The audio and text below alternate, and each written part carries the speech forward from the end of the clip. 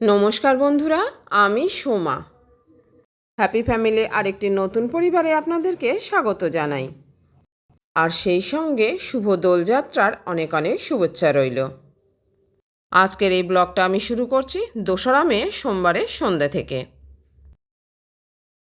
দোলযাত্রার আগের দিন আমরা যে দিনটাতে ন্যাড়া পোড়াই। আর যেহেতু আজকে সন্ধেবেলাতেই দোল পূর্ণিমা লেগে গেছে, তাই ঘরে রাধা গোবিন্দকে কিন্তু দোলমঞ্চে আনা হয়েছে তুলসীতলায়। আর নিয়ম অনুযায়ী যেহেতু আজকে ন্যাড়া পোড়া, তাই এখানে কিন্তু নাড়াও রাখা হয়েছে। আর বন্ধুরা, আজকে ব্লগটা আমি শুরু করছি আমার বোনের বাড়ি থেকে। আমার বোনের বাড়ি আমাদের পাড়াতেই। আমার শ্বশুর বাড়ি থেকে 4-5টা বাড়ি পরেই রয়েছে বোনের বাড়ি। আর এখন কিন্তু বাইরে অন্ধকার হয়ে গেছে, তার মানে সন্ধ্যা হয়ে গেছে। বাড়িতে সন্ধে দিয়ে আমি চলে এসেছি বোনের বাড়ি। এখানে ঘরে রাধা গোবিন্দকে ঠাকুরঘর থেকে এনে দোলমঞ্চে রাখা হয়েছে, অর্থাৎ তুলসীতলায় রাখা হয়েছে। আর এই যে লক্ষ্য করুন বন্ধুরা, এখন কত সুন্দর সুন্দর জিনিস বাজারে কিনতে পাওয়া যায়। গোপালের জন্য বালতি আর পিচকিরি। এখানে ভগবানের ভোগ লাগিয়ে কিন্তু নাম কীর্তন হচ্ছে। আমার বোনের শাশুড়ি মা মানে কাকিমা আর পাড়ার 2জন কাকিমা আর রয়েছে আমার বোনের জায়েরা। ভগবানের ভোগ লাগিয়ে ওখানে নাম কীর্তন হচ্ছে। আর এখন বন্ধুরা, এই যে ন্যাড়া পোড়ানো হবে। এখন তো বিশেষ করে শহরে কোনো জায়গাই নেই ন্যাড়া পোড়ানোর জন্য। আমরা যে জিনিসটাকে ছোটোবেলায় দারুণভাবে উপভোগ করেছি, এখন কিন্তু বাচ্চারা সেটা জানেই না। তবে নিয়ম রক্ষার জন্য কিন্তু যাদের জায়গা কম থাকে, যেটা করতেই হয়, এইভাবে করা হয় এখন। আমরা ছোটোবেলায় এই ন্যাড়া পোড়ানোর দিনটাকে কিন্তু দারুণভাবে উপভোগ করতাম। খুব মজা হতো এই দিনটাতে। সারাদিন সবাই মিলে শুকনো পাতা কাঠ কুড়িয়ে ঘর বানানো হতো। আর সেটা সন্ধেবেলায় খুব মজা করে আগুন ধরানো হতো। আর ওই ঘরের মধ্যে একটা বুড়ো আর বুড়িকে মাটি দিয়ে বানিয়ে রাখা হতো।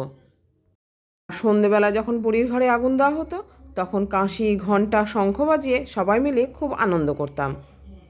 আর ওই বুড়ির ঘরে ইচ্ছে মতো আলু টমেটো পোড়াও দিতাম। আর বুড়ির ঘর পুড়ে ছাই হয়ে গেলে সেগুলোকে আবার খুঁজে বার করা হতো। আর বন্ধুরা, এখানে কিছু সময় কাটিয়ে এই পর্ব শেষ করে আমি কিন্তু বাড়ি চলে এসেছি। আর এখন এটা হলো পরের দিনের সকাল, 6:30 বেজে গেছে। আর সকালে বাসি কাজগুলোও কিন্তু আমি সেরে নিয়েছি। তারপর স্নান সেরে আমি চলে এসেছি ঠাকুর ঘরে।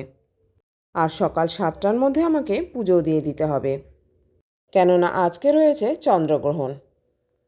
তাই গ্রহণের সূচককাল শুরু হওয়ার আগে আমি কিন্তু পুজোটা সেরে ফেলবো 7টার মধ্যেই। আর এরপরে কিন্তু সারাদিন আর পুজো দেওয়া যাবে না। আবার পুজো দেওয়া যাবে সন্ধ্যে 7টার পর, গ্রহণ শেষ হলে। আর বন্ধুরা, এখন আমি সকাল 6:30টার মধ্যেই স্নান সেরে নিয়ে ঠাকুরঘরে চলে এসেছি পুজো দেব। আর যেহেতু আজকে দোল পূর্ণিমা, তাই এখানে কিন্তু আমি কিছু আবিরও রেখেছি।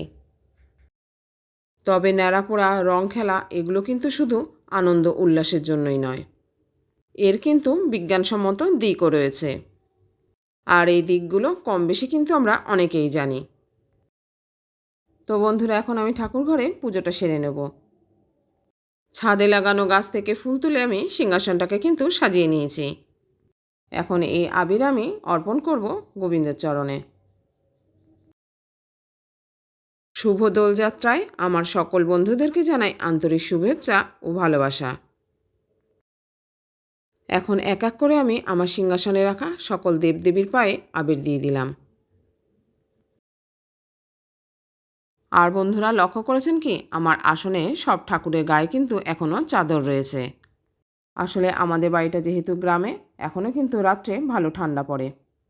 আর রাতে কিন্তু এখন হালকা পাতলা কম্বল গায়ে দিতে হয়। আর সেই কারণে আমি এখনও পর্যন্ত ঠাকুরের গা থেকে চাদর খুলিনি। আর এই যে বন্ধুরা, লক্ষ্য করুন, আমার আসনে যে জগন্নাথ বলরাম সুভদ্রাকে দেখছেন, এটা কিন্তু একটা পাথরের এই মূর্তিটাকে কিন্তু আমি পুরী থেকে নিয়ে এসেছি। তবে এটাতে কিন্তু কোনো রং ছিল না, রং ছাড়াই কিন্তু এটা শুধুমাত্র পাথরের মূর্তি ছিল। আর এটাকে কিন্তু আমার ছোট ছেলে রং করেছে। আর এখন কিন্তু আমি ভগবানের সেবার জন্য ভোগও নিবেদন করে দিয়েছি। আপনারা সবাই ভোগ দর্শন করুন, ভোগ দর্শনে কিন্তু দুর্ভোগ কাটে। ভিডিওটা দিতে কিন্তু বন্ধুরা আমার 2 দিন লেট হয়ে গেল। আসলে এতটাই বাড়িতে কাজের চাপ রয়েছে, আমি সময় করেই উঠতে পারছি না। আর আপনাদের কাছে অনুরোধ রইল বন্ধুরা, ভিডিওটা সম্পূর্ণ দেখার জন্য।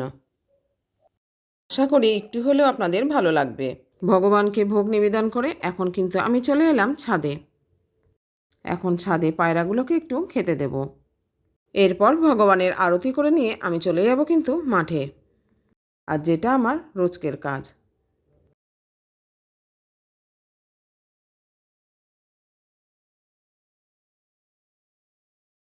ছাদে পায়রাগুলোর খেতে দিয়ে এরপর আরতি সেরে আমি চলে এলাম নিচে। এর মধ্যে কিন্তু নিচে মিস্ত্রিরাও কাজে লেগে গেছে। 7টা বেজে গেছে, মিস্ত্রিরাও চলে এসছে। এদেরকে এখন আমি চা দিয়ে আবার চলে যাব মাঠে। আর এই যে বন্ধুরা দেখুন, এখন কিন্তু আমি মাঠে চলে এসেছি। এখন প্রায় 7:30 বাজতে যায়। আর আজকে মাঠে এসে দেখলাম মাঠে কিন্তু প্রচুর পরিমাণে পটলের ফুল ফুটেছে। মাচাগুলো একদম সাদা হয়ে গেছে ফুল ফুটে। আর মাঠে যারা কাজ করে সেসব জনেরাও কিন্তু চলে এসছে। প্রায় 9টা পর্যন্ত এই পটলের কিন্তু ফুল ছাওয়ানো হলো। আর এই যে দেখুন বন্ধুরা, প্রত্যেকটা ফুলে কিন্তু পলিনেশন হয়ে গেছে। এত পরিমাণে ফুল ফুটেছে যে একটা মাচায় কিন্তু প্রায় 600-র কাছাকাছি ফুল রয়েছে। আর এই প্রত্যেকটা ফুলকে একটা একটা করে কিন্তু পলিনেশন করতে অনেকটাই সময় লাগে। এই প্রত্যেকটা ফুলে একটা একটা করে ড্রপার দিয়ে পুরুষ ফুলের রেণু গোলানো জল দিতে হয়। তো বন্ধুরা, এখন 9টা বেজে গেছে, আমার কিন্তু এই কাজটা করাও হয়ে গেছে। এখন বাড়ি ফিরব।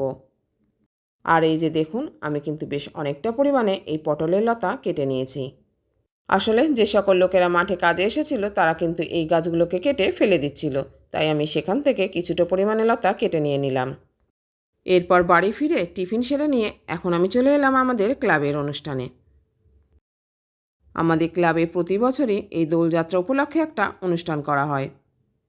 আর যে অনুষ্ঠানে আমাদের গ্রামের সব লোকজন কিন্তু উপস্থিত থাকে। আর এই বসন্ত উৎসবে গ্রামের প্রতিটা মানুষই কিন্তু এখানে খুব আনন্দ করে।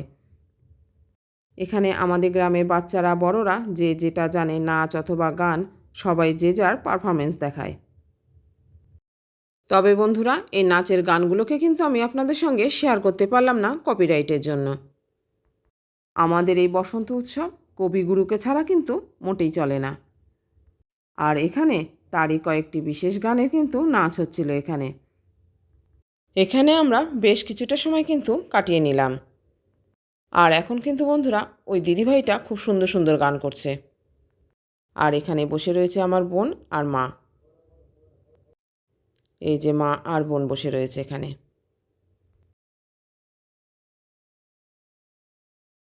আর এখন ওই দিদিভাইয়ের গান শেষ হয়ে যাওয়ার পর আবারও কিন্তু নাচ শুরু হয়ে গেল। এখানে বাচ্চা থেকে বড় সবাই কিন্তু এই অনুষ্ঠানে অংশ নেয়।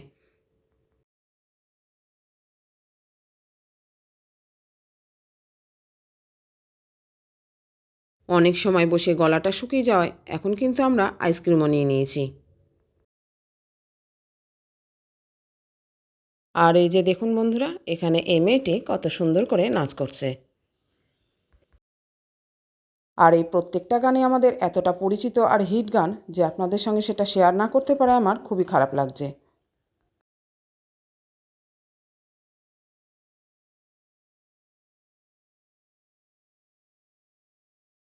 আর এখানে উপস্থিত সবাই কিন্তু আমাদের গ্রামের। গ্রামবাসীদের সহযোগিতায় প্রতি বছরই আমাদের এই অনুষ্ঠানটা খুব সুন্দরভাবে পরিচালনা করা হয়। আর এখন যে ছেলেটি গান করছে এটা কিন্তু খুবই বাচ্চা ছেলে। জুবিনের কতগুলো হিট গানও গেয়েছিল। ছোট ছোট বাচ্চাদের মধ্যে এতটা প্রতিভা দেখে কিন্তু খুবই ভালো লাগে। আর এখানে এই ছেলেটি গান করছে আর এই বাচ্চাটা দেখুন সেই গানের তালে তালে কত সুন্দর করে নাচ করছে। ও আপন মনে কিন্তু নেচে যাচ্ছে। এখন অনুষ্ঠান প্রায় শেষের দিকে, 1:30 বেজে গেছে। আমাদের এই ক্লাবের অনুষ্ঠানে এই হোলির দিন কিন্তু খাওয়া দাওয়ারও ব্যবস্থা থাকে। আর যেহেতু এখন অনুষ্ঠানটা প্রায় শেষের দিকে, তাই এখন কিন্তু অনুষ্ঠানটা দারুণভাবে জমে উঠেছে। আর সবাই চেয়ার ছেড়ে উঠে পড়েছে নাচের জন্য। আর যেহেতু 3টে থেকে গ্রহণ আছে আর খাওয়া যাবে না, তাই কিন্তু আমাদের এখনই খেয়ে নিতে হবে। অনুষ্ঠান তাড়াতাড়ি শেষ করে দিয়ে এখন আমরা চলে এলাম স্কুল ঘরে। প্রাইমারি স্কুলের একটা ঘরে আমাদের খাওয়া দাওয়ার ব্যবস্থা হয়েছে। তাহলে বন্ধুরা, আজকের এই দোলযাত্রার ভিডিওটা আপনাদের কীরকম লাগলো জানাতে কিন্তু ভুলবেন না। একটু হলেও যদি ভালো লেগে থাকে অবশ্যই লাইক, কমেন্ট ও শেয়ার করবেন। আর চ্যানেলে নতুন কোনো বন্ধু এসে থাকলে চ্যানেলটিকে সাবস্ক্রাইব করে আমার পাশে থেকে যাবেন। আর এখন দেখুন বন্ধুরা, আজকের মেনুতে কী ছিল। আজকের মেনুতে ছিল ফ্রাইড রাইস, আলুর দম আর মিষ্টি। তাহলে আজ এই পর্যন্ত বন্ধুরা, ফিরে আসছি নেক্সট ভিডিওতে। ভালো থাকবেন, সুস্থ থাকবেন।